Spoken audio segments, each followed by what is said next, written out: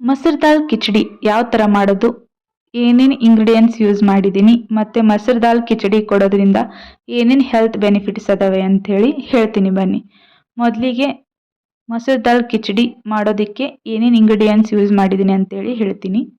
ಕುಕ್ಕರಿಗೆ 2 spoon ಮಸೂರ್ ದಾಲ್ ತೊಗೊಂಡಿದ್ದೀನಿ. 1 spoon ಅಕ್ಕಿ, ration ಅಕ್ಕಿ ತೊಗೊಂಡು ಚೆನ್ನಾಗಿ 2ರಿಂದ 3 ಸತಿ ವಾಶ್ ಮಾಡ್ಕೋಬೇಕು. ಇದಕ್ಕೆ ಕಟ್ ಮಾಡ್ಕೊಂಡಿರೋ ಅರ್ಧ ಕ್ಯಾರೆಟ್, ಅರ್ಧ ಬೀಟ್ರೂಟ್, ಅರ್ಧ ಟೊಮೆಟೊ ತೊಗೊಂಡಿದ್ದೀನಿ. ಇದನ್ನು ಕುಕ್ಕರ್ಗೆ ಹಾಕ್ಕೊತೀನಿ. ಇವಾಗ ಕುಕ್ಕರ್ಗೆ ಸ್ವಲ್ಪ ಜೀರಿಗೆ ತೊಗೊತೀನಿ, ಅರ್ಧ ಟೇಬಲ್ ಸ್ಪೂನ್. ಚೆನ್ನಾಗಿರುತ್ತೆ, ಟೇಸ್ಟ್ ರುಚಿ ಕೊಡುತ್ತೆ, ಪಾಪುಗೆ ಇಷ್ಟಪಟ್ಟು ತಿನ್ನುತ್ತಾಳೆ. ಸೊ ಹಾಗಾಗಿ ಇದಕ್ಕೆ ಅರ್ಧ ಗ್ಲಾಸ್ ನೀರು ಹಾಕ್ಕೊತೀನಿ.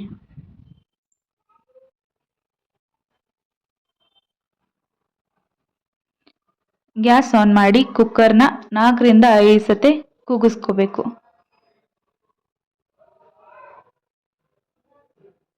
ನೋಡಿ ಈ ಥರ ಚೆನ್ನಾಗಿ ಕುದ್ದಿದೆ. ಇವಾಗ ನೀರು ಬಸಿದು ಒಂದು ಮಿಕ್ಸರ್ ಜಾರ್ಗೆ ಹಾಕ್ಕೊತೀನಿ. ಇದನ್ನು ಚೆನ್ನಾಗಿ ಗ್ರೈಂಡ್ ಮಾಡ್ಕೋಬೇಕು.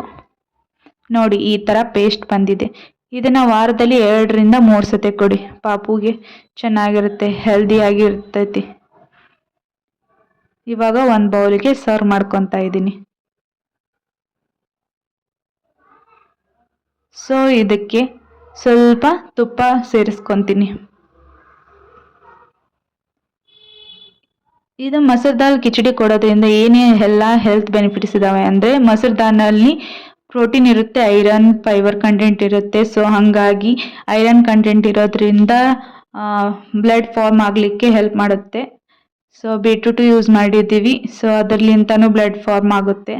ಮತ್ತು ಕ್ಯಾರೆಟ್ರಿಂದ ಕಣ್ಣಿಗೆ ಒಳ್ಳೆಯದು. ಸೊ ಮಸೂರ್ ದಾಲಲ್ಲಿ ತುಂಬಾ ಹೆಲ್ತ್ ಬೆನಿಫಿಟ್ಸ್ ಇದ್ದಾವೆ. ಸೊ ಇದು ವಾರದಲ್ಲಿ 2ರಿಂದ 3 ಸತಿ ಕೊಡಿ, ಪಾಪು ಹೆಲ್ದಿಯಾಗಿ ಇರುತ್ತೆ ಮತ್ತು ಇಮ್ಯುನಿಟಿ ಬೂಸ್ಟ್ ಮಾಡುತ್ತೆ ಹೆಲ್ದಿಯಾಗಿರಲಿಕ್ಕೆ. ಸೊ ಈ ಥರ ರೆಸಿಪಿ ನಿಮ್ಗೆ ಇನ್ನೂ ಹೆಚ್ಚು ಬೇಕಂತಂದರೆ ನನ್ನ ವಿಡಿಯೋನ ಲೈಕ್ ಮಾಡಿ, ಹಾಗೆ ನನ್ನ ಚಾನಲ್ನ ಇನ್ನೂ ಯಾರು ಸಬ್ಸ್ಕ್ರೈಬ್ ಆಗಿಲ್ಲ ಪ್ಲೀಸ್ ಸಬ್ಸ್ಕ್ರೈಬ್ ಆಗಿ. Thank you. Have a nice day.